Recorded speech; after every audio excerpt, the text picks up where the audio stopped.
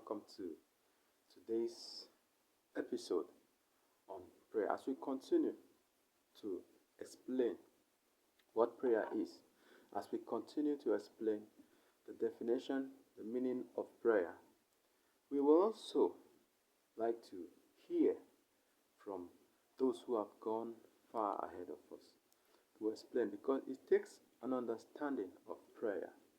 We are taking our time to build the meaning and explanation and definition of prayer so that we can understand it thoroughly before we move further into the lessons of prayer.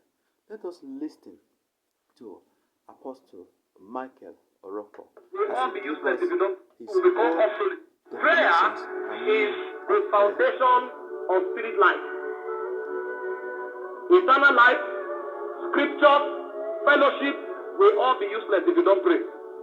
Because it's in prayer that you actually engage the spirit that furnish these things into your spirit. If you are not engaging God vitally, everything God puts in you will become obsolete. You will not even know how to operate it. Every machine requires a manual to educate you on how to operate it. This is why many are sick, many are helpless, whereas everything they need for a glorious life is already in them.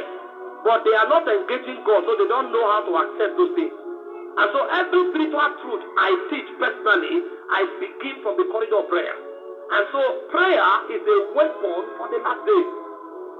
A believer who is not praying is a victim. Please make no mistakes about it. The reason you are not yet victimized is probably because your schedule has not appeared on demonic calendar. The Bible said the devil is prowling like a roaring lion, seeking whom he will devour. So he is checking. He's not omniscient and he's not omnipresent. So he's not everywhere at the same time. The reason he has not come to you is because you are not yet on his schedule. The Bible spoke of an evil day. There's an evil day for everybody. But like I taught you here, if you are effectively fortified, your evil day becomes your day of manifestation. Because everything we call a testimony was actually designed to kill us. The reason it became a testimony is because we counteracted the forces of darkness. And one of the things that gives you a strategic advantage to subdue and to overcome the powers of the enemy is to be fortified with prayer. And this kind of prayer is not just, Father, I need prayer. No, this is actually a prayer life. It's not a prayer with prayer points. And it's not a prayer to meet a target of time. It's a prayer weaved into your essence. In Luke 18 verse 1, he said, men ought always to pray and not to faint. Three things of vital note. Number one, you ought to. That means it's a requirement. Number two is always.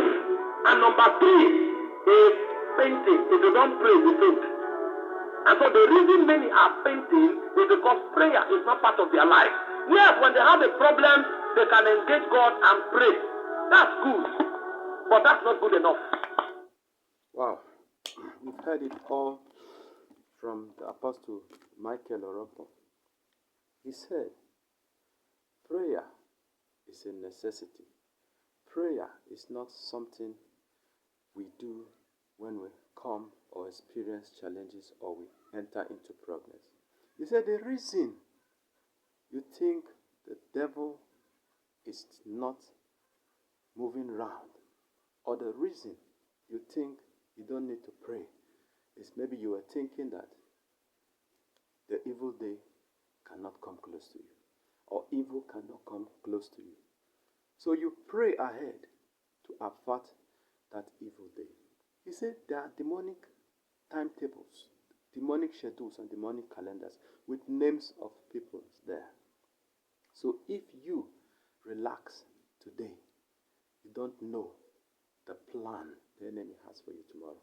So that is why we need to pray, so that we can stir up the power on our inside, so that the day evil comes, we'll be prepared to handle it, so that the devil will not take us unawares. That is why we need to pray.